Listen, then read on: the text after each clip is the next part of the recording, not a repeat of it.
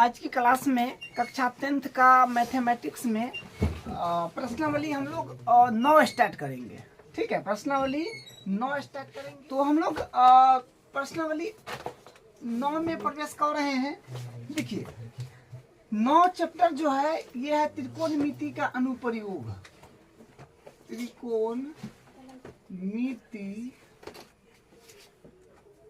का अनुप्रयोग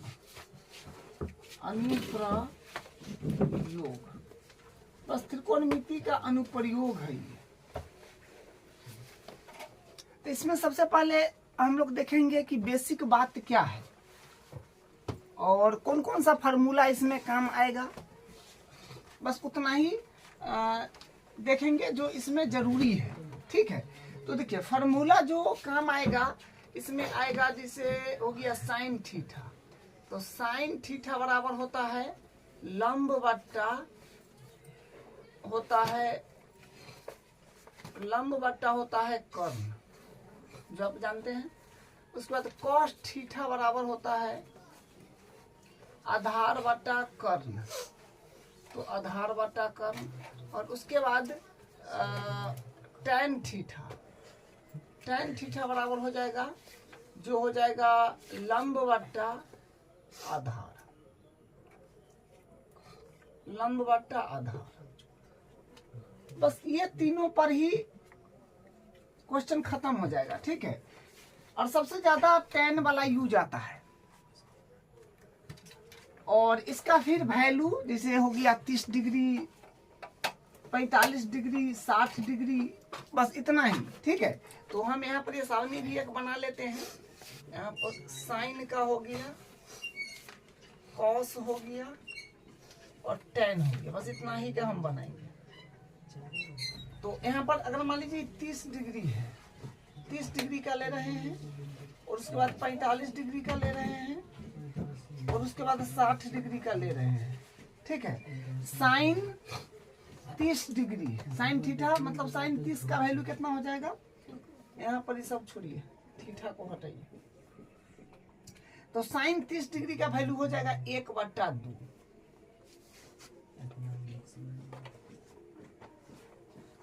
और साइन 45 का वैल्यू हो जाएगा 1/√2, और 60 का हो जाएगा √3/2। ठीक है, और कॉस में क्या हो जाएगा, इधर से भर दीजिए, तो √3/2, 1/√2 और 1/2। और tan 30 का वैल्यू हो जाएगा 1/√3, और 45 का वैल्यू 1, और 60 का वैल्यू होता है 3। तो बस इतना ही ध्यान रखना है, इतना को ध्यान में रखना है। ठीक है, बस इतना ही को ध्यान रखना है, बस इसी पर जो है अपना काम बन जाएगा। ठीक है, और ये 3 को जो है ये मतलब जो जरूरी का चीज है बस उसी को हम लिखे हैं यहाँ। ठीक है, और देखिए एक होता है अपने पास में अवनमन कोण और एक होता है उन्नयन कोण, उसको थोड़ा सा समझ लेते हैं। जिसे देखिए मान लीजिए कि यहाँ पर कोई व्यक्ति है, यहाँ पे। ठीक है, और यहाँ पे मान लीजिए कि एक पतंग उड़ रहा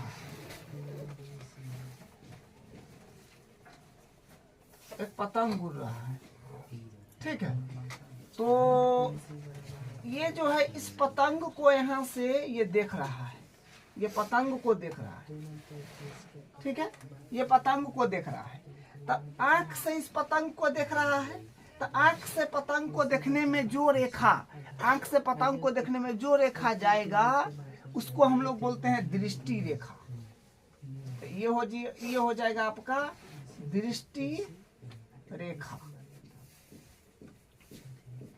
और आंख के सीध में, जैसे आंख ऊपर देख रहे हैं तो ये ऐसे ही बनेगा, और एक सीध में बनेगा ना, एक सीधा रेखा आंख से ले लीजिए, ऐसे ले लीजिए एक सीधा रेखा। तो इसको बोलते हैं क्षैतिज स्तर। क्षैतिज, इसको बोलते हैं क्षैतिज स्तर। ठीक है, तो हम अगर नीचे से मतलब धरती पर से किसी भी वस्तु को ऊपर की ओर अगर देख रहे हैं, ऊपर की ओर, तो ऊपर की ओर देखेंगे तो उन्नयन कोण बनेगा। ठीक है, जो आंख से और वस्तु को देखने में जो रेखा बनेगा वो हो जाएगा दृष्टि रेखा। और आंख के एक सीधी में एक रेखा लीजिएगा, एक जैसे मान लीजिए हम कहते ऐसे सीधा खड़ा है, तो सीधा खड़ा है तो एक सीधी रेखा होगा, एक यूं होगा, तो सीधा वाला रेखा होगा क्षैतिज स्तर, और जो लिखा हुआ है, और ये ऐसे होगा वो दृष्टि रेखा होगा। तो हम नीचे से अगर धरती पर से ऊपर में ऊंचाई पर किसी वस्तु को देख रहे हैं तो वहां पर बनता है उन्नयन कोण, उन्नयन कोण। ठीक है, ये सब बेसिक चीज है जो आपको ध्यान रखना है। आप इसी के उल्टा देखिए सेम, जैसे मान लीजिए कि कोई मतलब ऊंचे स्थान पर खड़ा है, जैसे मान लीजिए कि कोई भवन पर खड़ा है, ऊंचा यहाँ पर कहीं जो है ये खड़ा है।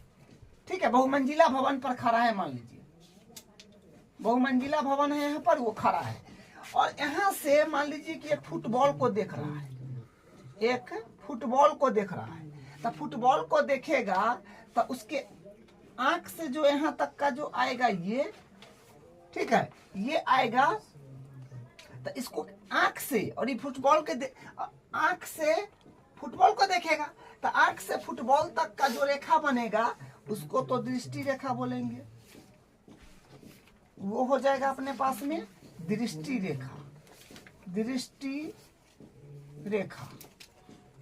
ठीक है, और फिर आंख से एक सीधी रेखा बनेगा, एक सीधा बनेगा, तो ये हो जाएगा अपने पास में क्षैतिज स्तर, क्षैतिज स्तर, क्षैतिज स्तर। मतलब रेफरेंस के लिए आंख से एक सीधा रेखा ले लीजिएगा रेफरेंस के लिए, और नीचे देख रहे हैं तो यूं, तो ये हो गया दृष्टि रेखा, और रेफरेंस के लिए सीधा लेंगे तो हो गया क्षैतिज स्तर। तो नीचे ऊपर से अगर नीचे की ओर हम देख रहे हैं तो यहाँ पर बनेगा अवनमन कोण, अवनमन कोण, तो यहाँ से बनेगा अवनमन कोण। अगर ऊपर से नीचे देख रहे हैं तो अवनमन कोण, और नीचे से धरती पर से हम ऊपर कुछ देख रहे हैं, हवाई जहाज या फिर कोई मान लीजिए टावर का ऊपरी टॉप, या मान लीजिए कि मीनार का ऊपरी टॉप, नीचे से धरती पर से अगर हम ऊपर के कोई चीज को देख रहे हैं तो वहां पर दृष्टि रेखा और क्षैतिज स्तर के बीच में उन्नयन कोण बनेगा, और ऊपर से हम नीचे की ओर देख रहे हैं तो क्षैतिज स्तर और दृष्टि रेखा के बीच में अवनमन कोण बनेगा। ठीक है, तो ये बात भी आपको ध्यान रखना है। ठीक है, अब हम इसका एग्जाम्पल जो है उसको स्टार्ट करते हैं। अब इसका उदाहरण देखिए, उदाहरण नंबर 1 है, धरती पर एक मीनार ऊर्ध्वाधर खड़ी है, धरती के एक बिंदु से जो मीनार के पाद बिंदु से 15 मीटर दूर है, मीनार के शिखर का उन्नयन कोण 60 डिग्री है, मीनार की ऊंचाई ज्ञात कीजिए। तो देखिए सबसे पहले डायग्राम बनाएंगे हम लोग। ठीक है, और ये क्वेश्चन जो है ना, मतलब ये प्रश्नावली 9.1 है, इसमें प्रत्येक क्वेश्चन और प्रत्येक एग्जाम्पल में सारा के सारा डायग्राम का खेल है। ठीक है, अगर आप डायग्राम सही से बना पा रहे हैं तो आपका क्वेश्चन गलत नहीं होगा। ठीक है, तो सबसे पहले क्वेश्चन को अच्छा से पढ़ के एक बार 2 बार डायग्राम अच्छे से बना लेना है। ठीक है, तो हम डायग्राम बनाते हैं। देखिए समझिए, धरती पर एक मीनार ऊर्ध्वाधर खड़ी है, मतलब मीनार जो है धरती पर खड़ा है ऊर्ध्वाधर, मतलब ऊर्ध्वाधर के मतलब सीधा। तो मान लीजिए कि ये एक मीनार है, एकदम धरती पर ऊर्ध्वाधर खड़ा है, माने सीधा खड़ा है, मीनार बना दिए। धरती के एक बिंदु से जो मीनार के पाद बिंदु से 15 मीटर दूर है।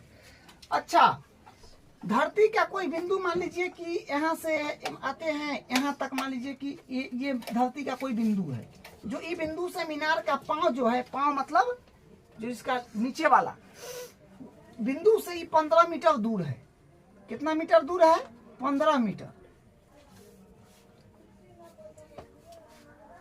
जो मीनार के पाद बिंदु से 15 मीटर, मतलब धरती का ही बिंदु है जो मीनार से 15 मीटर, मीनार के पांव से पाद बिंदु से 15 मीटर दूर पर है। ये सिचुएशन है, तो वो लिख दिए। मीनार के शिखर का उन्नयन कोण, अच्छा उन्नयन कोण, तो मतलब यहाँ से इसको मिला दीजिएगा, यहाँ से तो क्या कर रहा है? मीनार के शिखर का उन्नयन कोण 60 है, मतलब ये वाला 60 है, 60 है। उन्नयन कोण मतलब नीचे से ऊपर आप देख रहे हो मीनार के ऊपरी टॉप को, ठीक है। तो उन्नयन कोण कितना है? 60 डिग्री। तो मीनार की ऊंचाई ज्ञात कीजिए, मतलब ये बताना है। तो नाम पहले लिख लेते हैं, जैसे मान ली ए हो गया, ये बी हो गया और ये सी हो गया, और मीनार धरती के साथ एकदम 90 डिग्री पर खड़ा होता है, तो मतलब ये समकोण त्रिभुज हो गया। आपको ज्ञात करना है ए बी, ये जो है ज्ञात क्या करना है? A B. मीनार की ऊंचाई ज्ञात कीजिए, तो मीनार ए बी है ना, है तो ए बी आपको ज्ञात करना है, ठीक है। करते हैं शुरू। देखिए हाँ यहां से करते हैं। त्रिभुज एबीसी है अपने पास में, तो यहाँ पर लिखेंगे त्रिभुज एबीसी में कोण बी पर है 90 डिग्री, कोण बी पर 90 डिग्री है। चलिए अब देखिए, जिस कोण की सापेक्ष बात की जाए, क्योंकि कोण 60 यहाँ पर है सी पर, कोण सी पर 60 है, तो जिस कोण की सापेक्ष बात की जाए उसके सामने वाला भुजा लंब होता है, तो ई लंब हो जाएगा, ठीक है। 90 के सामने वाला फिक्स होता है जो कर्ण होता है, और जो बच गया वो आधार भुजा होगी, ठीक है। आप लिखिए या नहीं लिखिए, या दिमागे में समझ लीजिए कि लंब हुआ, ये आधार हुआ, ये कर्ण हुआ, जिसे भी करिए। तो ये हो गया। निकालना क्या है? निकालना है ए बी, माने मीनार की ऊंचाई जो ए बी है, तो मतलब लंब निकालना है और आधार दिया हुआ है, तो मतलब लंब और आधार के साथ कॉम्बिनेशन लेना होगा। क्या? तो लंब बट्टा आधार, तो यहां से लिखेंगे लंब बट्टा आधार, लंब बट्टा आधार। तो लंब बट्टा आधार क्या होता है? लंब बट्टा आधार क्या होता है? tan, तो हो जाएगा tan। tan कौन कौन के सापेक्ष बात हो रहा था? सी कौन के? तो सी। लंब क्या है? तो नाम पहले अभी देंगे, लंब है आपका ए बी, तो ए बी लिख देंगे, ए बी। आधार क्या है? बी सी, तो बी सी बराबर tan है, तो tan सी मतलब सी 60, सी मतलब 60, तो 60 डिग्री।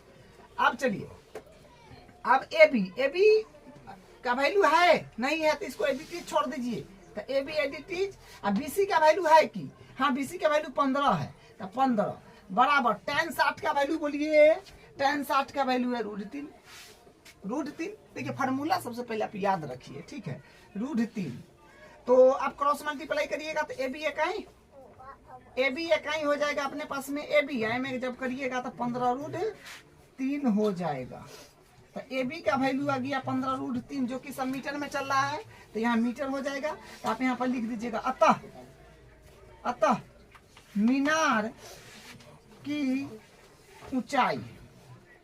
की ऊंचाई बराबर 15√3 मीटर है। तो ये इसका आंसर हो गया। अब इसका अगला एग्जाम्पल करते हैं। अब इसका उदाहरण 2 देखिए। एक बिजली मिस्त्री को एक 5 मीटर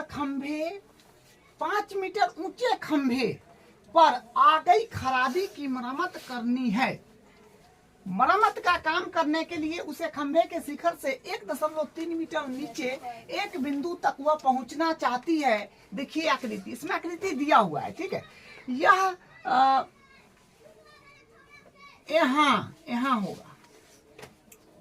यहाँ तक पहुंचने के लिए प्रयुक्त सीढ़ी की लंबाई कितनी होनी चाहिए, जिसे कि क्षैतिज से 60 डिग्री के कोण से झुकाने पर वह अपेक्षित स्थिति तक पहुंच जाए। और यह भी बताइए कि खंभे का पाद बिंदु कितनी दूर पर सीढ़ी के पाद बिंदु से होनी चाहिए। यहाँ आप √3 के बदला 1.7 3 ले सकते हैं, मतलब √3 के मतलब बोला है ये इस्तेमाल करने के लिए। ठीक है, तो सबसे पहले डायग्राम बनाते हैं। एक बिजली मिस्त्री को एक 5 मीटर ऊंचे खंभा पर आ गई खराबी। खंभा कितना गो है, बिजली का खंभा कितना गो है, 5 मीटर। तो 5 मीटर का मान लीजिए कि मान लीजिए इतना गो होगा, मान लीजिए। ठीक है, ये बिजली का खंभा है 5 मीटर का, ये है अपने पास में 5 मीटर।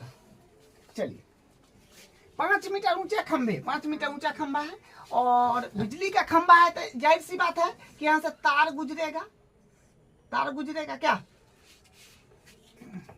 आ गई खराबी की मरम्मत करनी है। मरम्मत का काम करने के लिए उसे खंभे के शिखर से, खंभा का शिखर का मतलब होगा कि जो खंभा का ऊपरी टॉप ये है आपका, ठीक है, ये है खंभे के शिखर से 1.3 मीटर नीचे एक बिंदु तक, 1.3 मीटर एक नीचा बिंदु तक।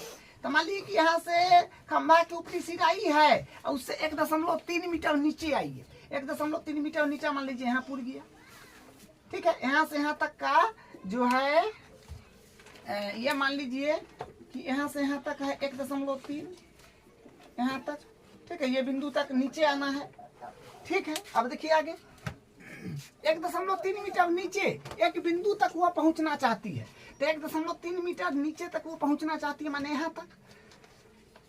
यहाँ तक पहुंचने के लिए प्रयुक्त सीढ़ी की लंबाई कितनी होनी चाहिए, मतलब ई बिंदु तक उसको पहुंचना है तो कितना बार का सीढ़ी लगाएगा। तो यहाँ से सीढ़ी मतलब ये यूं सीढ़ी होगा, ये बात ना होगा, इसका ऐसा सीढ़ी यहाँ से सीढ़ी इस पर लगा देगा तब ना यहाँ पर आएगा। तो यहाँ से हाथ चुमा करके ये अपना यहाँ पर तारूर में खराबी होगा तो वो जोड़ कर लेगा।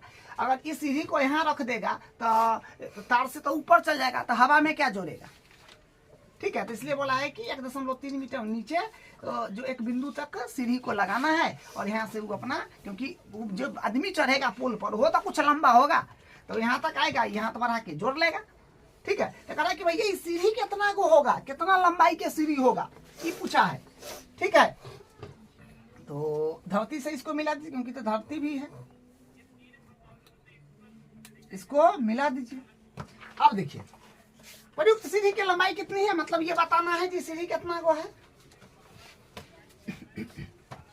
कितनी होनी चाहिए, जिसे कि क्षैतिज से 60 डिग्री के कोण पर झुकाने पर। अच्छा, क्षैतिज से 60 डिग्री माने ई वाला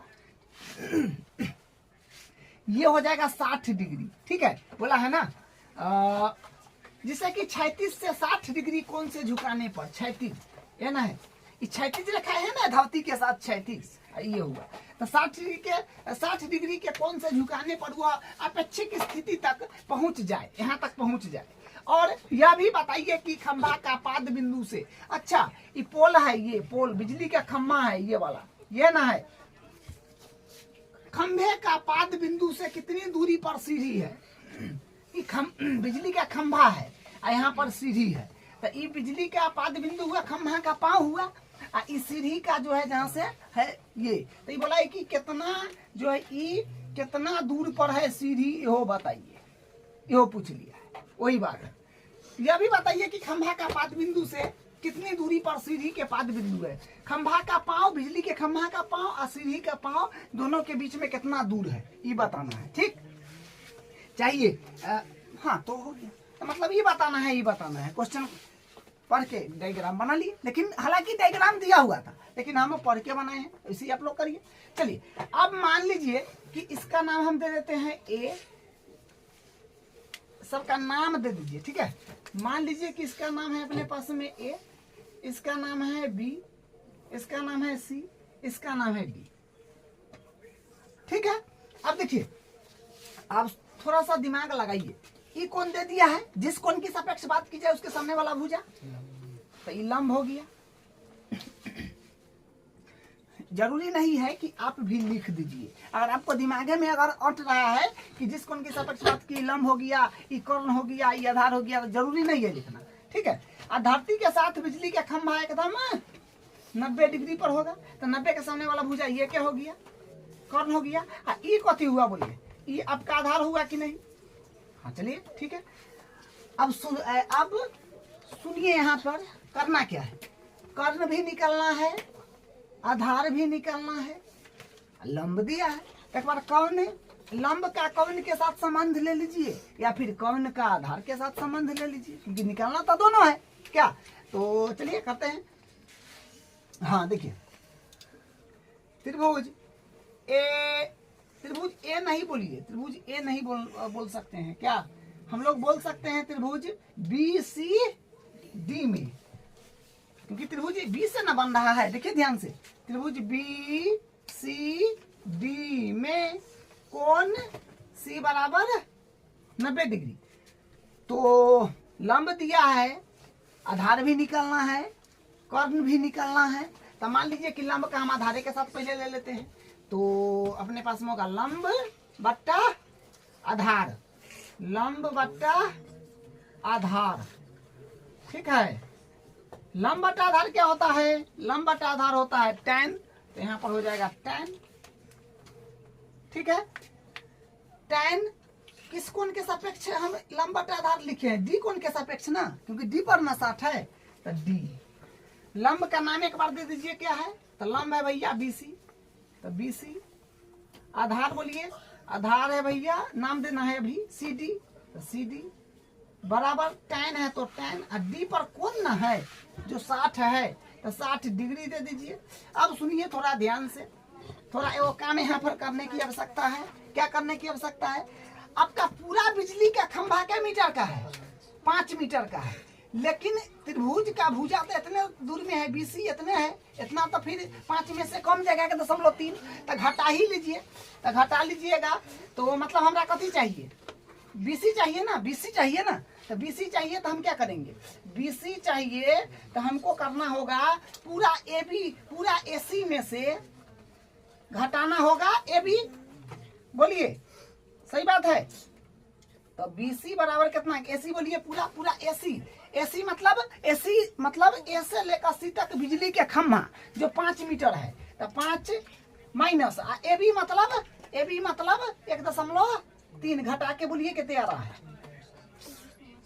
3.7 आ रहा है, तो 3.7 मीटर हो गया। तो आप समझ गए कि यहाँ से यहाँ तक 3.7 मीटर है,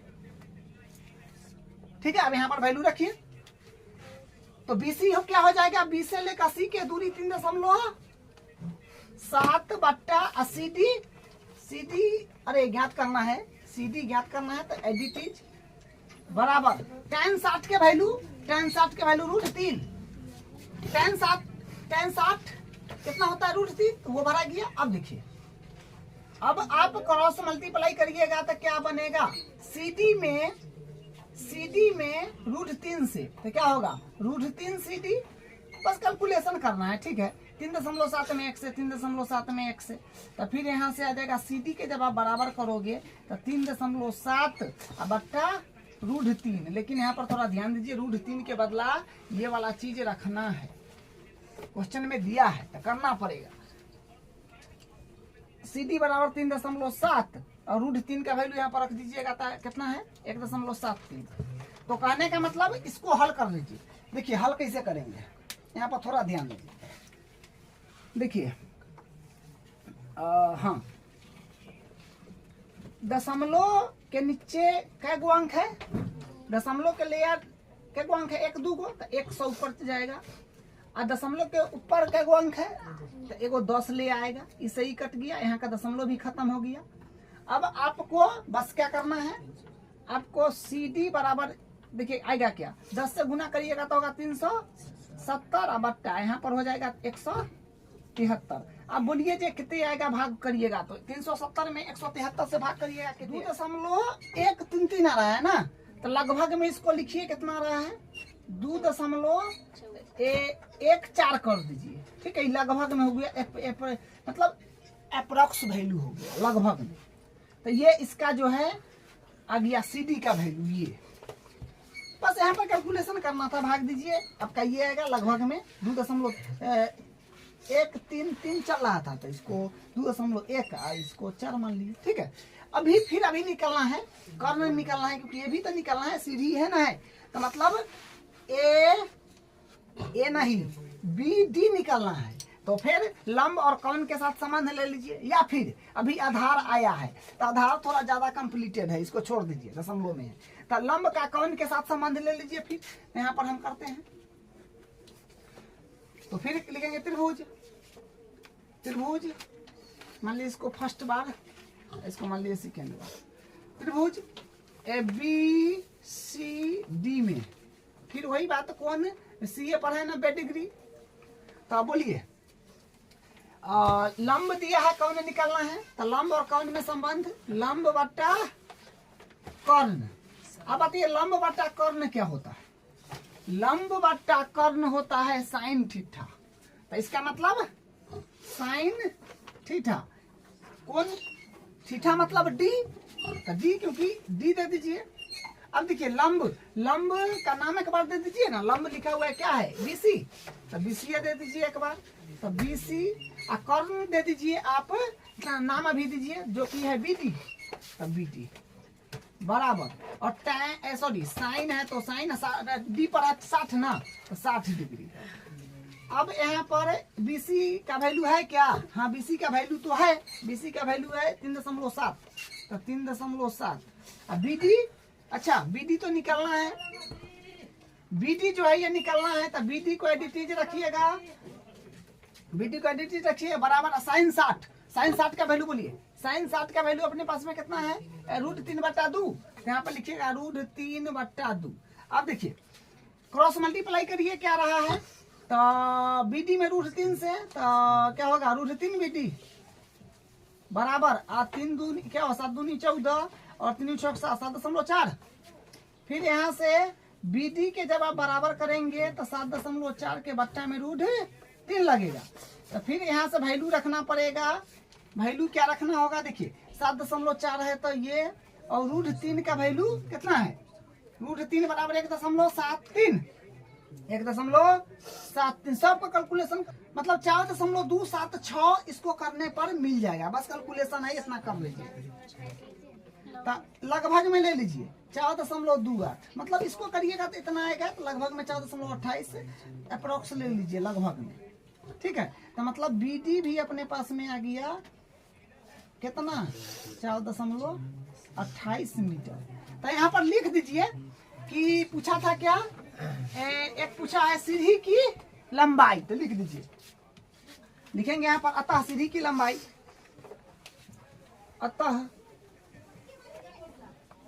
अतः सीढ़ी की लंबाई, सीढ़ी की लंबाई कितना आया है, सीढ़ी आपका क्या है BD जो कि आया है 4.28 मीटर लगभग में लिए थे, ठीक है। और उसके बाद एगो बताना क्या है, देखिए यहाँ पर लिखा है खंभे का पाद बिंदु से कितनी दूर पर सीढ़ी के पाद बिंदु होना चाहिए, तो खंभा का पाद बिंदु और सीढ़ी के पाद बिंदु के बीच का दूरी लिख दीजिए। अब लिखिए तथा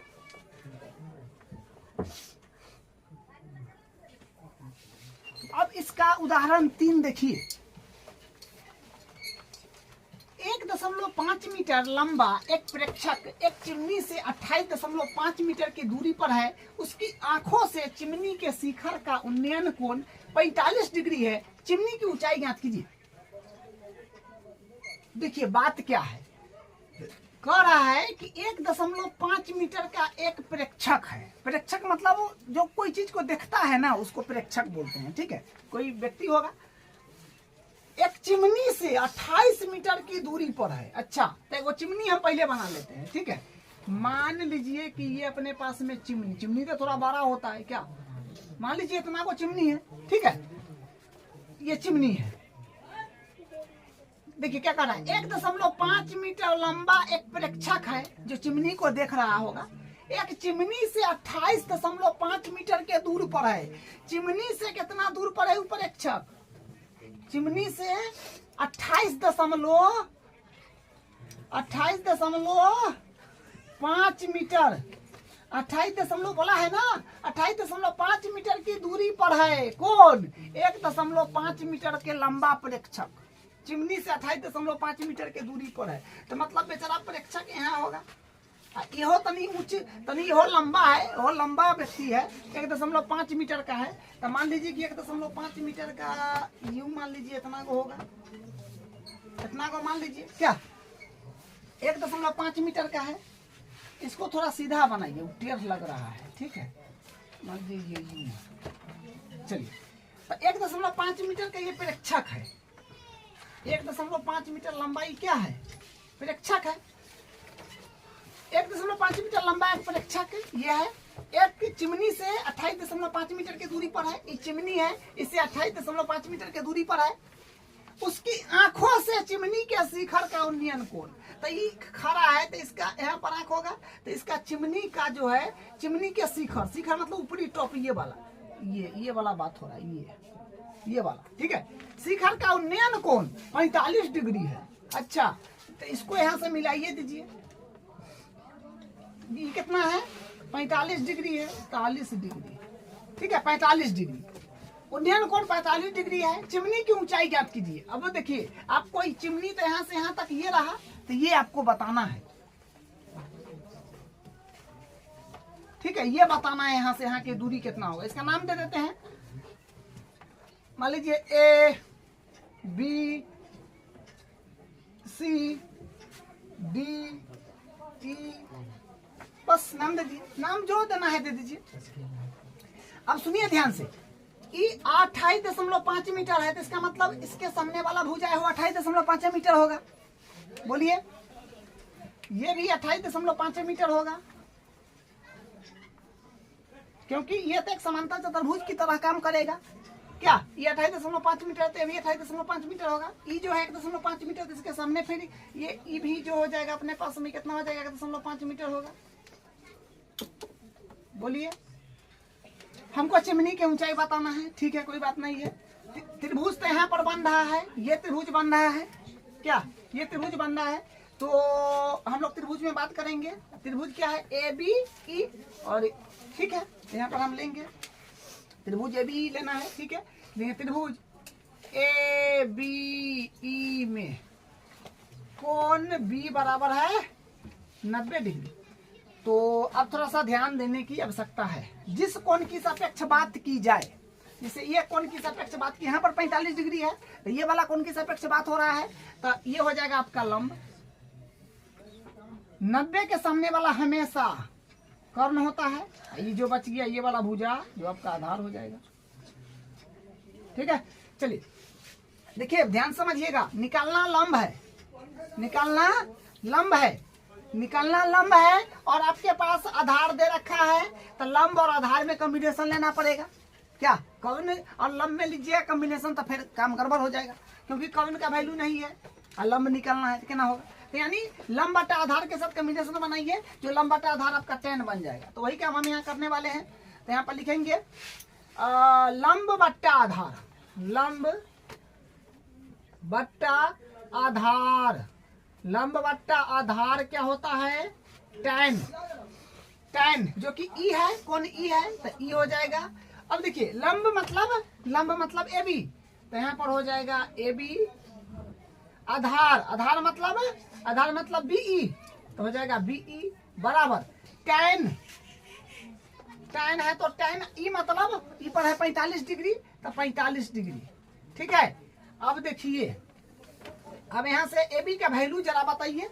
ए बी का वैल्यू तो नहीं है, ज्ञात करना है सर, तो इसको एडिटीज रखिएगा। बी ई का वैल्यू बोलिए, 28.5 बराबर 10, 45 एक होता है क्या। अब बताइए, इसको मल्टीप्लाई ए बी में एक से, तो क्या होगा, ए बी एक आई, अरे ए बी एक आई है भी 28.5 एक आई 5, बस क्रॉस मल्टीप्लाई करे हैं, तो ए बी अपने पास में कितना आया, यहाँ से यहाँ तक 28.5 आ गया। तो एक मतलब चिमनी तो यहाँ तक ना है, तो यहाँ तक का दूरी हमको पता चल गया, यहाँ तक का दूरी पता है ये है, तो इतना प्लस इतना कितना हो गया, चिमनी की ऊंचाई आ गया। तो आप लिख दियो, अतः चिमनी की ऊंचाई बराबर क्या होगा, चिमनी है, चिमनी का ऊंचाई मतलब ए सी, जो बराबर है A B plus B C का, तो बी सी, तो फिर यहाँ से आ जाएगा AC बराबर AB कितना है, AB अभी आया है जो है 28.5 प्लस, अब BC जो है अपने पास में यह है 1.5। तो इसको जोड़ लीजिए, तो AC बराबर आ जाएगा 5 5 10 के 0 28 30 आ रहा है, 30 मीटर, माने AC आ गया अपने पास में 30 मीटर। तो मतलब चिमनी जो है 30 मीटर ऊंचा है। ठीक है, तो ये इसका आंसर है। अब इसका अगला एग्जांपल करते हैं। अब इसका उदाहरण 4 देखिए। भूमि के एक बिंदु P से एक 10 मीटर ऊंचे भवन के शिखर का उन्नयन कोण 30 डिग्री है। भवन के शिखर पर एक ध्वज को लहराया गया है और P से ध्वज के शिखर का उन्नयन कोण 45 डिग्री है। ध्वज दंड की लंबाई और बिंदु P से भवन की दूरी ज्ञात कीजिए। यहाँ आप √3 बराबर 1.732 ले सकते हैं।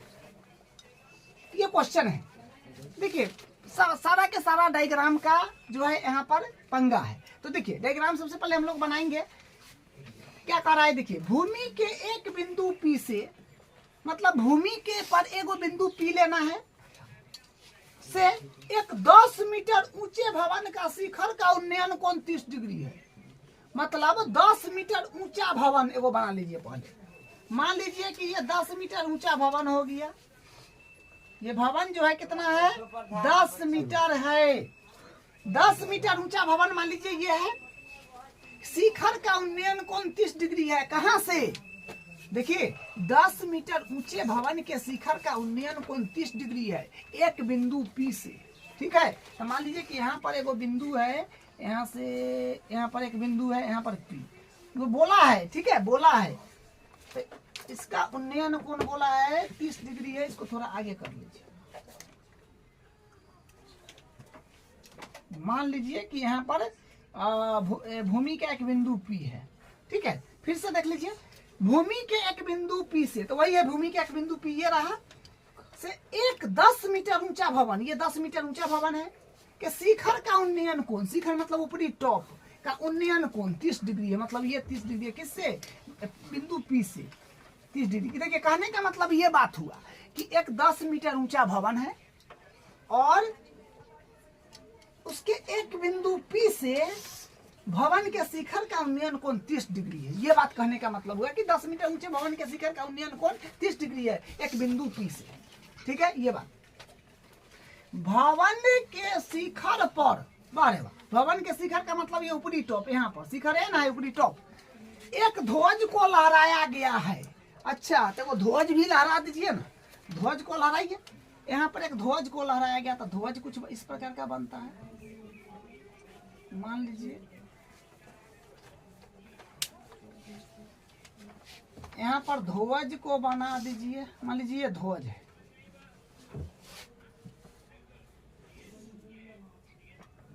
ये ध्वज है मान लीजिए। ठीक है, ये ध्वज है।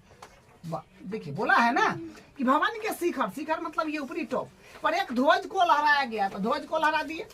और P से ध्वज के शिखर का उन्नयन कोण, मतलब ये है P से, फिर ये P से ध्वज के शिखर का उन्नयन कोण बोला है ये, इसी से, इससे बोला गया है क्या, इससे है उन्नयन कोण है इसका 45 ना, 45 डिग्री। ये डायग्राम है, समझ गया होइएगा। 45 डिग्री है। ध्वज दंड की लंबाई, और ध्वज दंड की लंबाई मतलब ये यहाँ से लेकर के यहाँ तक ये वाला, चलिए ना, ये वाला चीज आपको लगता है बताना होगा। प्रश्नवाचक चिन्ह यहाँ पर दे दिए हैं। ये रहा प्रश्नवाचक चिन्ह, माने ये बताना है आपको, है ना। ध्वज दंड की लंबाई और बिंदु P से भवन की दूरी ज्ञात कीजिए। तो भवन तो ये वाला है आपका, और बिंदु P तो ये है, तो यहाँ से यहाँ तक ये कितना दूरी है ये भी बताना है, ये भी बताना है।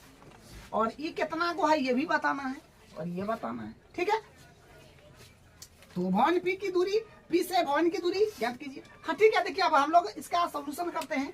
नाम पहले दे दीजिए। मान लीजिए कि ये है अपने पास में A, ये है B, ये है C, ये है P, तो है ये है। ठीक है, अब देखिए बताना ये है और यहाँ पर ये बताना है कि ध्वज में जो मतलब ये झंडा है इसमें दंड मतलब इसमें डंटा कितना को लगा हुआ है ये बताना है।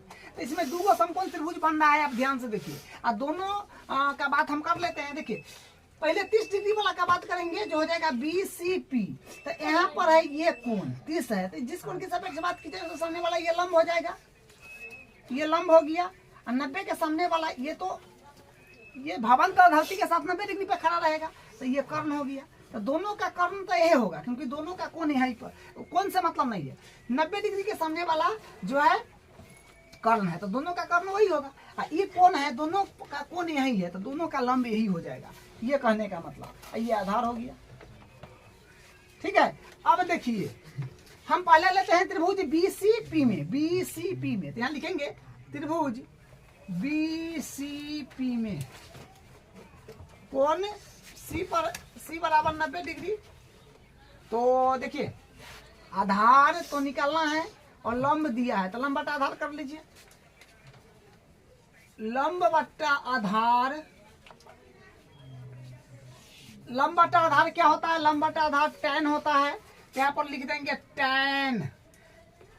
P पर बात हो रहा है, P कौन की सापेक्ष था? P लंब का नाम एक बार दीजिए जो कि BC है, तो यहाँ पर हो जाएगा BC बटा आधार जो है अपने पास में ये है CP या PC जो बोलिए, तो CP बराबर tan P के मतलब 30 के बात कह रहे हैं तो 30 डिग्री हो जाएगा, tan 30 डिग्री, ठीक है। अब देखिए BC का वैल्यू अपने पास में है जो 10 है, तो 10 और नीचे CP का वैल्यू तो निकलना है जो आधार है, तो निकलना है बराबर tan 30 का वैल्यू बोलिए। tan 30 होता है 1/√3, तो 1/√3, ठीक है। फार्मूला आप जरूर याद कर लीजिए। अब इसमें CP एक आई, CP बराबर 10√3 मल्टीप्लाई कर दिए, तो माने CP अपने पास में कितना आ गया? CP जो है ये अपने पास में आ गया है 10√3 मीटर। मीटर में है तो मीटर दे दीजिए। लेकिन हाँ एक बात, √3 का भी वैल्यू तो रखना है, काम नहीं बनेगा। √3 का वैल्यू रख दीजिए, तो 10 और इस साथ में है तो माने गुण है। √3 का वैल्यू है 1.732, तो CP हो जाएगा अपने पास में 10 से गुना करिएगा तो 1 दशमलव आगे शिफ्ट हो जाएगा, तो 17.32 मीटर, माने 3 2 दशमलव के बाद ऐसे पढ़ेंगे, ठीक है। यहाँ पर नहीं आंसर बोलिएगा, यहाँ पर आंसर हो जाएगा ये वाला जो CP है अपने पास में। अब देखिए अब ये भी तो निकालना है, ध्वज दंड की लंबाई यहाँ से यहाँ तक की कितना गो है AB। तो अब हम बड़का त्रिभुज ले लेंगे, ठीक है, ACP में। तो अब यहाँ से हम करते हैं, यहाँ से लिखेंगे ये, मान लीजिए इसको फर्स्ट केस, इसको मान लीजिए सेकेंड में। त्रिभुज PC या P कहते हैं, ACP में कौन तो फिर वही है, कोण C बराबर 90 डिग्री। अब देखिए अब यहाँ पर हाँ बस ये वाला चीज निकालना है, तो मतलब ये पूरा निकालना पड़ेगा, ये पूरा का बात हो जाएगा, ठीक है। तो माने लंब निकालना है क्योंकि यहाँ पर निकालना है, इतना निकालना है तो पूरा बड़ा वाला त्रिभुज के साथ काम करना पड़ेगा, तो इतना निकालना है तो पूरा लंब निकालना है का मतलब।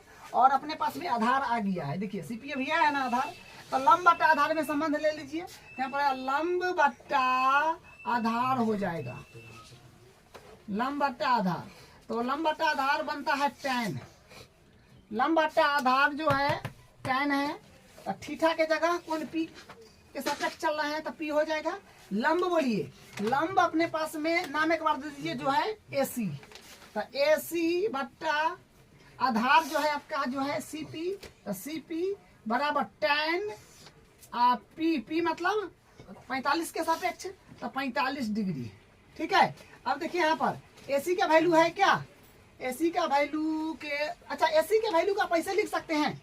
AC देखिए पूरा ना है AC, तो 10 प्लस AB बोलिए, तो 10 प्लस AB हो जाएगा अपॉन CP कितना है सर? CP है 17.32 मीटर बराबर tan 45 एक होता है। अब क्रॉस मल्टीप्लाई वगैरह कर लीजिए, तो 10 प्लस AB में 1 से करिएगा तो 10 प्लस AB बराबर 17.32। अब सुनिए ध्यान से, अब क्या करेंगे, हाँ AB के बराबर कर लीजिए ना, AB के बराबर करिएगा ए बी के बराबर करिएगा तो 17.32 प्लस में है, इस तरफ आएगा तो माइनस में हो जाएगा। तो मतलब कितना आएगा, ए बी बराबर 17 में से 10 गया 7, 7.32 आ रहा है भाई, 7.32 मीटर आ जाएगा। ठीक है, तो ये हो गया अपने पास में ए बी जो ध्वज दंड की लंबाई हो गया। तो हम लिख देते हैं सब बात यहाँ पे। अतः ध्वज दंड की लंबाई, ध्वज दंड की लंबाई बराबर 7.32 मीटर, माने दशमलव के बाद तोड़ के पढ़ते हैं। ठीक है, लेकिन हम लोग जल्दी के चक्कर में 7.32 बोलते हैं, लेकिन बोलिएगा 7.32। ठीक है, एक और पूछा है क्या, एक और बात पूछा है, बिंदु P से भवन की दूरी। अच्छा, तो यहाँ पे लिख देंगे बिंदु P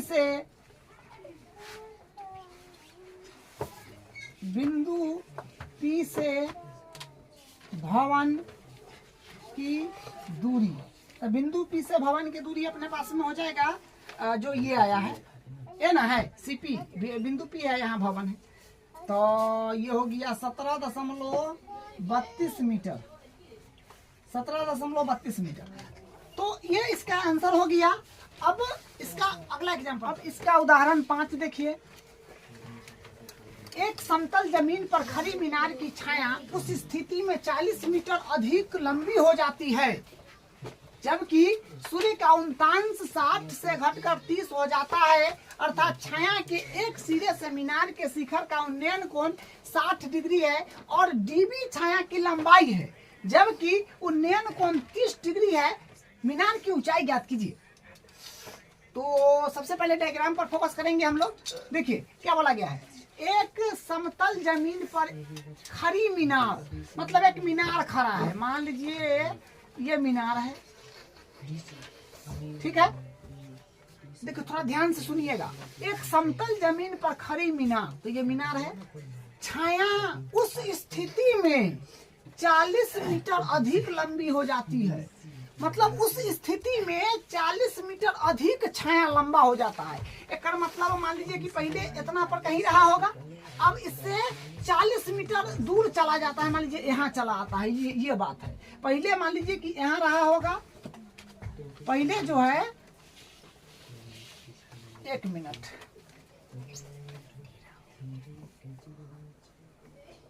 ये यू मान लीजिए, हाँ यू मान लीजिए। ठीक है, अब देखिए बात क्या है कि कह रहा है कि मीनार की छाया उस स्थिति में 40 मीटर अधिक लंबा हो जाता है, मतलब पहले कहीं इतना रहा होगा, अब 40 मीटर यहाँ से यहाँ तक अधिक हो गया, ये 40 मीटर यहाँ से यहाँ बढ़ गया। ठीक है, 40 मीटर अधिक लंबी हो जाती है जब सूर्य का उल्टांश 60 से घट कर, का मतलब अभी 60 है, सूर्य का उल्टांश अभी 60 है और 60 से घटकर 30 हो जाता है, 60 से घटकर 30 हो जाता है। कहने का मतलब ये बात है कि सूर्य का उल्टांश 60 से घटकर जब 30 हो गया तो छाया 40 मीटर अधिक लंबा बन गया। 60 पर यहाँ बन रहा था, 60 से घटकर जना ही 29 पर गया कि 40 मीटर ज्यादा छाया ये आगे खिंच गया। ठीक है, घटकर 30 हो जाता है, अर्थात छाया के एक सिरे से मीनार के शिखर का उन्नयन कोण 60 और डीबी छाया की लंबाई है, ये ना छाया है 60 बढ़ा है से, तो ये आपका डीबी हो जाएगा।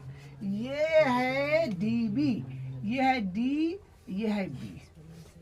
ठीक है, और डीबी छाया की लंबाई है जबकि उन्नयन कोण 30 है, तो उन्नयन कोण 30 है, डीबी छाया है जो 40 मीटर खिंच गया था। मीनार की ऊंचाई ज्ञात कीजिए, मतलब अपने को ये बताना है, मीनार है ना, ये बताना है ये कितना है। सबसे पहले हम नाम दे देते हैं इसका, मान लीजिए ये हो जाएगा ए, ये हो जाएगा बी, इसका तो नाम दिया हुआ है, और धरती के साथ मीनार 90 डिग्री पर होएगा। देखिए बस ध्यान दीजिए थोड़ा सा, हमको ए बी बताना है, ज्ञात क्या करना है, ए बी बताना है जो क्या होगा। अच्छा, ए बी मतलब बी यहाँ पर लिए हुए हैं ना, बी डी, तो एक काम कीजिए, इसको नाम दे दीजिए ए बी डी, तो सी नाम दे दीजिए। ठीक है, हाँ, तो मतलब ए सी बताना है, क्योंकि मीनार की ऊंचाई पूछा है तो मीनार आपका ए सी है, तो ए सी बताना है। तो AC बताना है तो क्या करेंगे, एक बार ये वाला त्रिभुज में काम कर लेंगे जो है ACD में, एक बार काम कर लेंगे ACB त्रिभुज में। ठीक है, तो देखिए हाँ, तो हम सबसे पहले छोटा वाला त्रिभुज में आते हैं। तो त्रिभुज ACD में, त्रिभुज ACD में कोण C बराबर हो जाएगा 90 डिग्री। अब सुनिए ध्यान से, कोण यहाँ पर है, ठीक है, 60 डिग्री जो है ये यहाँ पर है, तो इस कोण की सापेक्ष बात होगा, तो सामने वाला भुजा लंब होएगा। और देखिए बरको वाला के लिए लंब ही होगा, क्योंकि इसका भी कोण इसी तरफ लिया हुआ है, तो ये लंब होगा दोनों के लिए। ठीक है, और 90 के सामने वाला ये कर्ण हो जाएगा अपने पास में, और ये आधार हो गया जो बच गया से आधार भुजा। ठीक है, तो कहने का मतलब हमको लंब निकालना है। और देखिए यहाँ पर थोड़ा ध्यान देना है, लंब निकालना है और ना आधार दिया है ना कर्ण दिया है। तो यहाँ पर हम लोग क्या करेंगे, हम कुछ मान लेंगे। ठीक है, इसको मान लेते हैं। देखिए यहाँ पर मान लेंगे कि CD की लंबाई यहाँ से यहाँ तक है x। ठीक है, इसको x मान लेते हैं, तो कुछ ना कुछ तो मानना पड़ेगा ना, x मान लेते हैं। ठीक है, अब देखिए तो लंब और आधार में संबंध ले लीजिए, तो लंब बट्टा आधार, लंब बट्टा आधार, लंब बट्टा आधार क्या होता है, tan होता है। तो tan थीटा मतलब D पर, कौन D पर बात चल रहा है, तो D। और लंब देखिए नाम दे दीजिए, नाम है अपने पास में AC, तो AC बट्टा आधार, आधार का नाम दे दीजिए CD बराबर tan। और D पर कितना डिग्री कोण है 60, तो यहाँ पर 60 दे दीजिए। और AC अब यहाँ पर कर लेते हैं, तो क्या होएगा, AC का वैल्यू तो ज्ञाते करना है, तो AC को एडिटिव छोड़ दीजिए, और CD का हम वैल्यू को x माने हैं, तो x बराबर tan 60 के वैल्यू बोलिए कितना होता है, tan 60 का वैल्यू √3, तो √3। अब यहाँ पर क्या करेंगे, देखिए एक मान लीजिए बट्टा में, तो AC में x से करिएगा तो AC कहीं AC बराबर √3x आ जाएगा। ये बड़े काम का समीकरण आया है, इसको मान लीजिए समीकरण 1, क्योंकि काम आएगा। ठीक है, जब बड़ा वाला त्रिभुज को हम सेलेक्ट करेंगे। अब बड़ा वाला में आ जाइए, ACB में आ जाइए, अब लिखेंगे, मान लीजिए पहला केस में था, अब दूसरा में यहाँ पर। तो देखिए ध्यान से, त्रिभुज ACB में, त्रिभुज ACB में फिर कोण CA पर 90, कोण C बराबर 90 डिग्री। तो हाँ, अब देखिए कोण ये वाला है, इस जिस कोण की सापेक्ष बात की जाएगा, जिस कोण की सापेक्ष बात होता है उसके सामने वाला भुजा तो लंब होगा, 90 डिग्री यो है, तो इसके सामने वाला ये करने होगा, आधार ये जानिए है ये होगा। ठीक है, तो कहने का मतलब ये बात है कि हमको निकालना है लंब और आधार दिया हुआ है। देखिए तो लंब और आधार में फिर संबंध ले लेंगे, क्योंकि ये थोड़ी निकालना है, कर्ण नहीं निकालना है, ये निकालना है। ठीक है, यहाँ पर लिखेंगे फिर लंब बट्टा आधार, लंब बट्टा आधार, लंब बट्टा आधार क्या होता है, लंब बट्टा आधार होता है tan, तो लिखिएगा tan, tan और कोण B ना, कोण B। आप देखिए लंब अपने पास में क्या है, लंब है सर AC, तो AC, आधार क्या सर क्या है बोलिए, आधार है सर पूरा नाम पहले दीजिए BC या CB, तो BC बराबर tan, और B का मतलब 30 डिग्री, तो 30। अब देखिए ध्यान से, AC तो ज्ञात करना है, तो AC को एडिटिव रखिएगा, या फिर आप AC का वैल्यू रख सकते हैं जो समीकरण 1 में हम लोग लाए हैं, तो AC का वैल्यू रख दीजिए डायरेक्ट, तो √3x बट्टा BC का वैल्यू क्या हो जाए, BC देखिए BC जो है इतना ये बना हुआ है x + 40 से, x में 40 जुड़िएगा तो CB नहीं हो जाएगा, या BC तो हो जाएगा x + 40 बराबर tan 30 का वैल्यू होता है 1/√3, तो 1/√3। अब देखिए अब क्रॉस मल्टीप्लाई करना पड़ेगा, तो इसमें इससे अच्छा रूट वाला के √3 के वैल्यू इसमें न रखना है, नहीं रखना है शायद ना। चलिए तो 40 + x + 40 में x से मल्टीप्लाई करिएगा तो x + 40 ही रह जाएगा बराबर, इसमें करिएगा तो 3x हो जाएगा, रूट हो गया ना, 3x में हो जाएगा। अब देखिए यहाँ पर थोड़ा सा ध्यान से हम इसको इस तरफ ले लेते हैं सर, तो कितना आएगा 40 बराबर 3x माइनस एक्स। तो यहाँ से आएगा 40 बराबर 3x में से एगो x गया तो 2x, तो फिर x के जब आप बराबर करोगे तो 40/2 यानी 20 आ गया। तो x के वैल्यू कितना आ गया 20। यहाँ पर एगो काम जरूर करिएगा, AC का वैल्यू हम रखे हैं समीकरण 1 से, लिख दीजिएगा, ठीक है। तो x बराबर 20 आ गया, तो कहने का मतलब x का वैल्यू आया, लेकिन हमको निकलना क्या है, हमको तो निकलना है AC, मीनार की ऊंचाई निकलना है। तो निकाल देंगे, कोई बात नहीं है। यहाँ पर AC में मान को भर देंगे AC में। तो यहाँ पर हम लोग लिखेंगे अतः मीनार की ऊंचाई बराबर, तो मीनार का ऊंचाई मतलब AC। तो AC बराबर कितना है बोलिए, AC बराबर है अपने पास में √3x है ना, तो √3x ये है समीकरण 1। तो फिर यहाँ से AC बराबर √3 गुने x का वैल्यू 20 है क्या, तो 20, तो AC बराबर आ गया 20√3 मीटर, यही आंसर हो जाएगा। तो ये मीनार की ऊंचाई आ गया, ठीक है। क्वेश्चन सब सिंपल है, बस डायग्राम का खेल है, ठीक है। डायग्राम अगर आप अच्छे से बना रहे हैं तो क्वेश्चन बन जाएगा, ठीक है। अब इसका हम अगला एग्जांपल कर, अब इसका उदाहरण 6 देखिए। एक बहुमंजिला भवन के शिखर से देखने पर एक 8 मीटर ऊंचे भवन के शिखर और तल के अवनमन कोण क्रमशः 30 डिग्री और 45 डिग्री है। बहुमंजिल भवन की ऊंचाई और दोनों भवनों के बीच की दूरी ज्ञात कीजिए। तो सबसे पहले फिर डायग्राम को हम लोग बनाएंगे। देखिए क्या कहा जा रहा है, एक बहुमंजिल भवन, बहुमंजिल भवन मतलब ऊंचा भवन है, ठीक है। मान लीजिए कि ये बहुमंजिल भवन है, मान लिए एक बहुमंजिला भवन के शिखर से देखने पर, अच्छा इसका बहुमंजिला भवन है, इसके ऊपरी टॉप पर माने मान लीजिए ना छत पर कोई व्यक्ति है यहाँ पर, ठीक है। देखने पर एक 8 मीटर ऊंचे भवन, अच्छा एगो छोटका भवन है जो 8 मीटर का है, मान लीजिए इतना को होगा, और यहाँ से थोड़ा और दूर बनाते हैं, मान लीजिए यहाँ पर, ठीक है। इसको हाँ शिखर से देखने पर मतलब इसके शिखर से एक 8 मीटर ऊंचे भवन के शिखर को देख रहा है, अच्छा इसको देख रहा है, इसको देख रहा है, ठीक है, इसको देख रहा है, इसकी शिखर को, ये 8 मीटर है तो इसको दर्शाइए दीजिए, ये 8 मीटर बोला है ना, 8 मीटर ऊंचे भवन के शिखर और तल के अवनमन कोण क्रम से, अच्छा इसके तल को भी देख रहा है, इसको भी देख रहा है, इसको भी देख रहा है, इसको मिला दीजिए,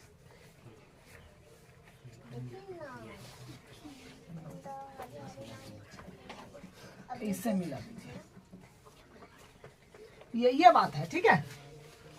हाँ देखिए क्या बोला, एक बहुमंजिल भवन के शिखर, एक बहुमंजिल भवन है ये बड़ा सा, और इसके शिखर मतलब छत पर से देखने पर एक 8 मीटर, एक 8 मीटर का भवन है, उसका शिखर है, ये ऊपरी टॉप इस पर देख रहा है, और तल के अवनमन कोण, तल के अवनमन कोण मतलब ये तल का भी एगो का 45 है, एगो का 30। अब सुनिए ध्यान से, यहाँ पर जो है व्यक्ति है, इसका यहाँ पर आंख होगा, तो इससे क्या होगा, क्षैतिज स्तर तो होगा ही, क्षैतिज स्तर तो होगा, तो क्षैतिज स्तर होगा तो ई वाला कोण इसका छोटा है तो 30 होगा, और ई लम्हार है तो ये 45 होगा, ये तो बात जाहिर सी है, क्या बोला है ना 30 45, तो 30 आई वाला 45, ठीक है। अब सुनिए ध्यान से, यहाँ क्या करना है, बहुमंजिल भवन की ऊंचाई मतलब आपको ये वाला बताना है, ये ना बहुमंजिल भवन ये बताना है, और ऊंचाई और दोनों भवनों के बीच की दूरी मतलब ये बहुमंजिल भवन है, 8 मीटर वाला भवन है, तो एक बीच की दूरी बताना है, ऊंचाई और दोनों भवनों के बीच की दूरी, तो मतलब ये और ये बताना है, ठीक है। नाम दे दीजिए, मान लीजिए ये है ए, ये है बी, ये है सी, और इसको काम कीजिए, इसको मिला लीजिए, ये मिलाना पड़ेगा, ठीक है। इसका नाम दे दीजिए, ऐसे नाम दीजिए, ए यहाँ पर बी कर दीजिए, यहाँ पर सी, यहाँ पर डी, यहाँ पर ई, ठीक है। अब देखिए हम लोग क्या करने वाले हैं। देखिए बात क्या है यहाँ पर, बात ये है कि देखिए ये तो कोण यहाँ और यहाँ है, तो यहाँ से आप देखिएगा ध्यान से, तो ये एक एकांतर कोण बन जाएगा, एकांतर कोण इसमें बन जाएगा। तो ये होगी आपका 30 डिग्री, ये होगी आपका 30 डिग्री। फिर यहाँ से देखिएगा तो ये पूरा 45 है, तो इससे फिर यहाँ पर एकांतर कोण बन जाएगा। तो ये एकांतर कोण से यहाँ पर हो जाएगा 45। अब नमन कोण में एकांतर कोण वाला कॉन्सेप्ट थोड़ा सा लग जाता है, ठीक है। अब देखिए क्वेश्चन पर आते हैं। अब देखिए बात क्या है, हमारा कुछ तो दिया नहीं है, बस यही दिया है। तो मतलब आप समझ रहे हैं ये 8 मीटर है, तो 8 मीटर होगा, क्योंकि समांतर चतुर्भुज की तरह काम करेगा, ठीक है। तो 8 मीटर होगा। देखिए हमको बताना है ये और बताना है फिर ये, तो इसको हम x मान लेते हैं, क्या दिक्कत है, x मान लीजिए। अब सुनिए, कोई भी त्रिभुज पहले आप ले लीजिए। मान लीजिए कि अगर हम पहले ले लेते हैं ACD, तो ये कोई बात नहीं है। अगर पहले हम ले लेते हैं ABE, तो ये कोई बात नहीं है, ठीक है। कोई भी ले लीजिए पहले, तो हम पहले ले लेते हैं ACD में, तो हम लिखेंगे त्रिभुज A, ये वाला ACD वाला, तो ACD में कोण C बराबर 90 डिग्री।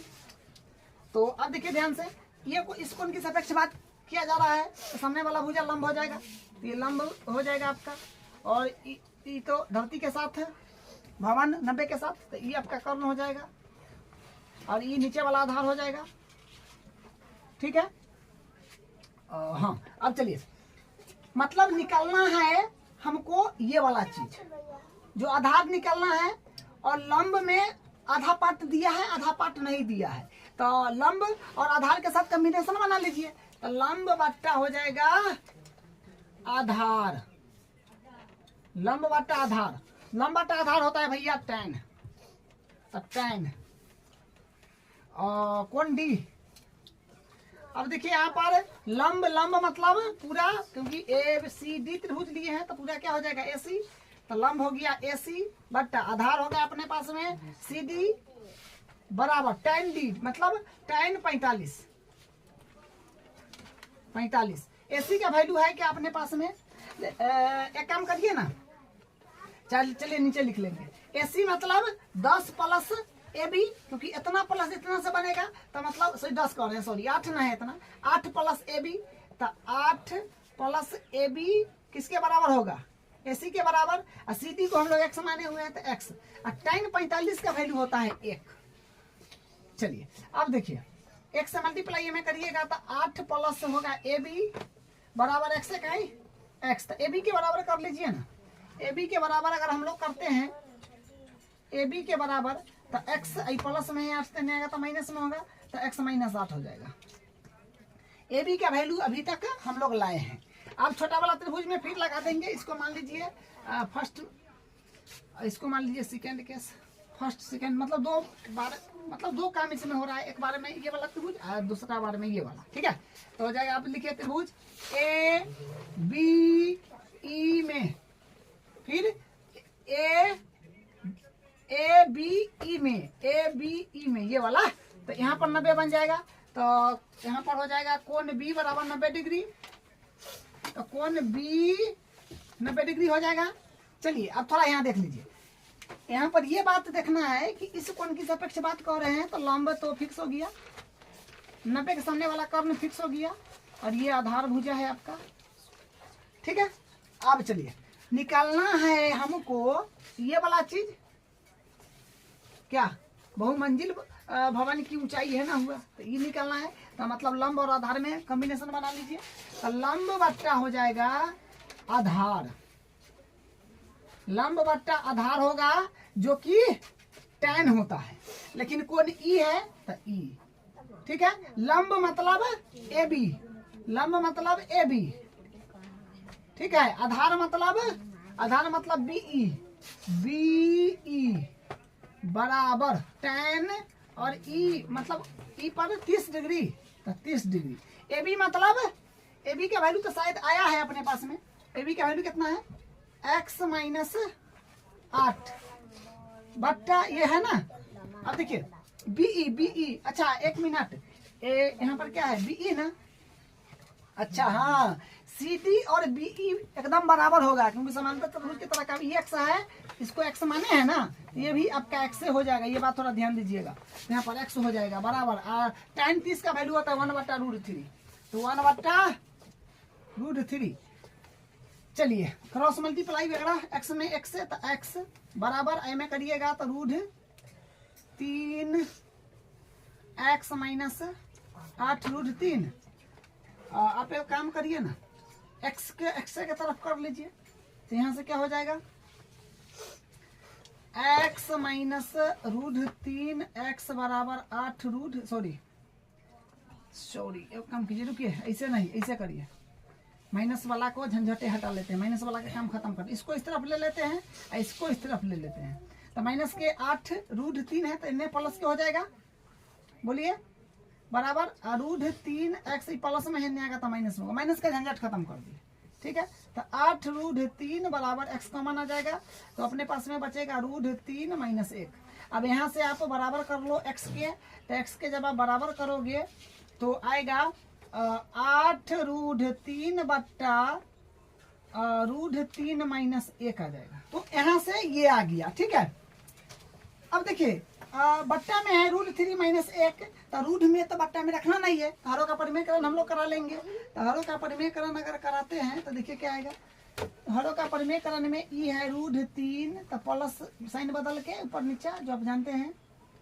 चलिए तो यहाँ पर क्या हो जाएगा, x बराबर 8, मतलब यहाँ पर हो जाएगा अपने पास में 24 हो जाएगा ना, 3, हाँ 24 प्लस 8√3 बट्टा ये हो जाएगा, यहाँ पर डायरेक्ट अगर कर दे तो 3 2 आ जाएगा ना, 2 आ रहा है, ठीक है। इसको डायरेक्ट हम कर दिए 2, या फिर ले ना डायरेक्ट पूरे कर देते हैं। देखिए a plus B a minus B बन रहा है, तो a स्क्वायर मतलब √3 का स्क्वायर माइनस 1 का स्क्वायर, तो क्या आएगा, इसको कहाँ कर दे, इसको इसी तरफ कर देते हैं, ठीक है, इसको इस तरफ कर देते हैं। अब देखिए तो 24 लिख देते हैं एक बार, x बराबर 24 प्लस 8√3, तो 24 प्लस 8√3 बट्टा देखिए रूट में 3 है, तो स्क्वायर से रूट कट जाएगा, तो मतलब 3, 1 का स्क्वायर तो 1 के होता है,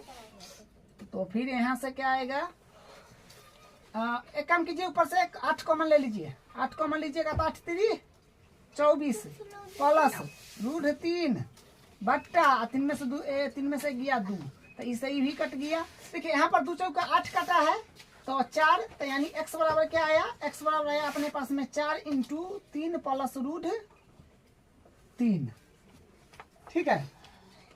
तो x मतलब ये वाला, ये दोनों, मतलब यहाँ पर क्या पूछा गया था कि दोनों भवनों के बीच की दूरी, तो यही हो गया, दोनों भवनों के बीच की दूरी इतना मीटर, तो हम लिख देते हैं, लिख देंगे, अतः दोनों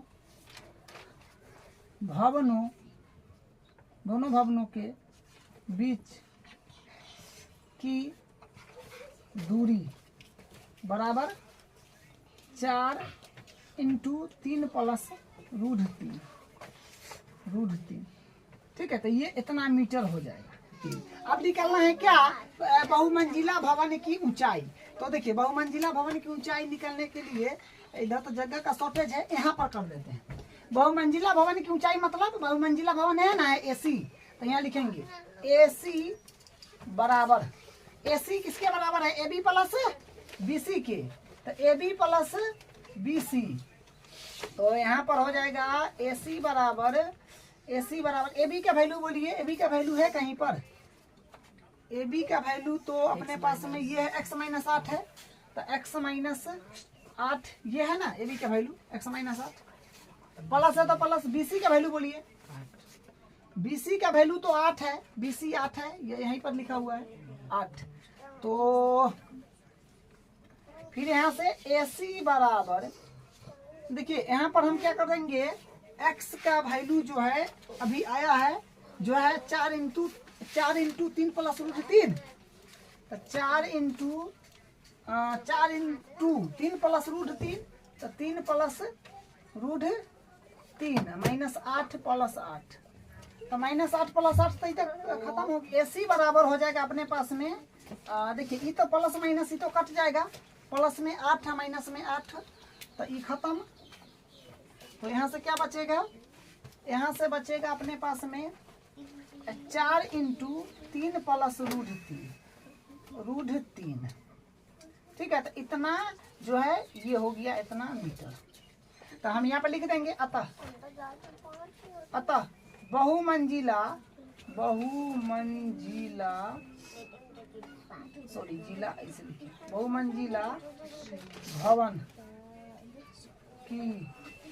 बहुमंजिला भवन की ऊंचाई बराबर, ये हो गया 4 × 3 + √3 मीटर।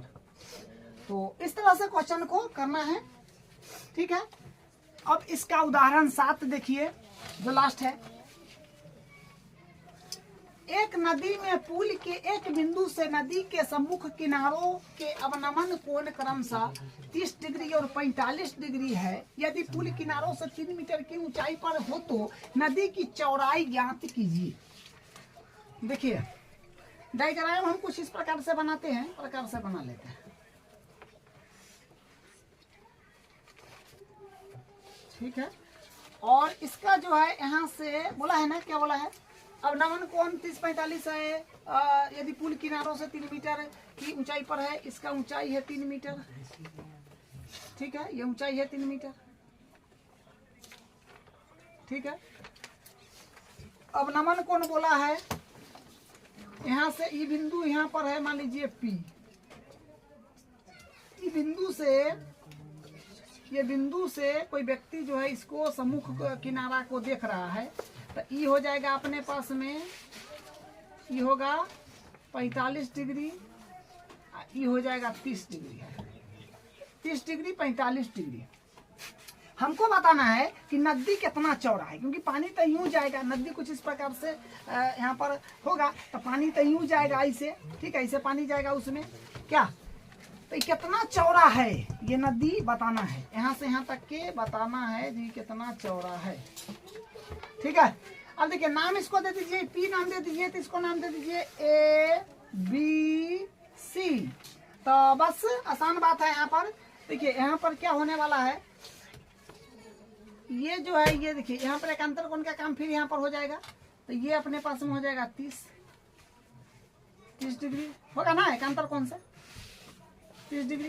फिर यहाँ पर ये यूं ऐसे है, तो ये हो जाएगा 45 डिग्री एकांतर कोण से। और नमन कोण में एकांतर कोण लगता है, ये बात तो आप जानते हैं। चलिए अब क्या करेंगे, हाँ एक बार ये त्रिभुज ले लेंगे, एक बार ये त्रिभुज ले लेंगे, काम खत्म। तो हम लिखेंगे त्रिभुज PBA में, त्रिभुज PAB में देखिए ये जो है यहाँ पर 90 डिग्री होगा, तो कोण B बराबर हो जाएगा 90 डिग्री। तो यहाँ पर देखिए कोण तो यहाँ पर है, जिस कोण की सापेक्ष बात की जाए लंब हो जाएगा अपने पास में, और 90 के सामने वाला ये कर्ण हो जाएगा अपने पास में, ये आधार हो जाएगा, ठीक है। तो मतलब देखिए लंब दिया है और निकलना आधार है, क्योंकि चौड़ाई बताना है, तो आधार, तो लंब और आधार में कॉम्बिनेशन 10 में आ जाएगा, लिखते हैं तो हो जाएगा लंब बट्टा आधार, लंब बट्टा आधार जो होता है 10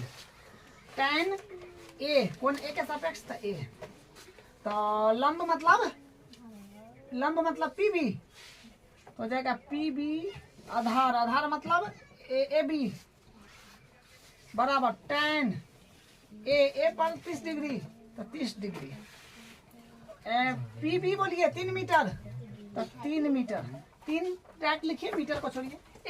AB अपने पास में नहीं है, तो AB को एडिटिज रखिए, बराबर 10 का वैल्यू है तो 1/√3, 1/√3 क्रॉस मल्टी AB में 1 से करिएगा तो क्या आएगा, AB बराबर √3 में तो होगा 3 मीटर AB आया, ठीक है।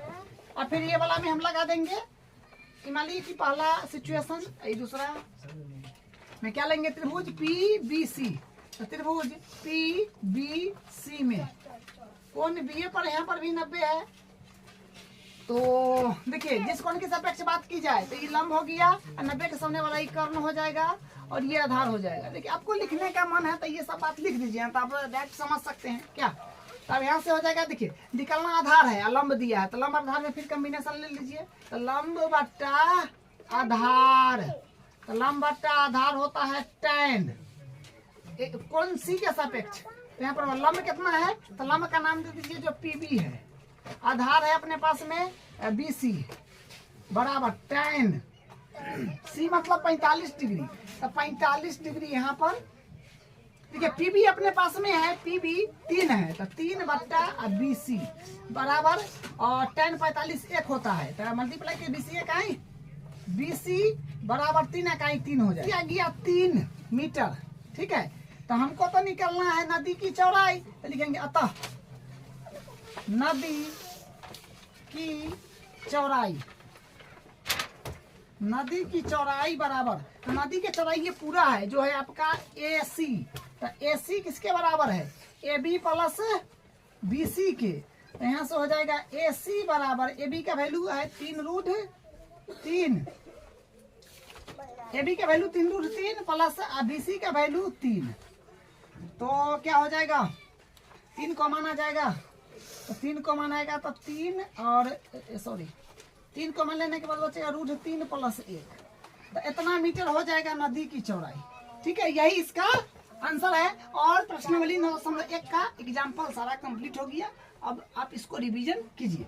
अब अगले क्लास में हम इसका प्रश्नावली स्टार्ट करेंगे।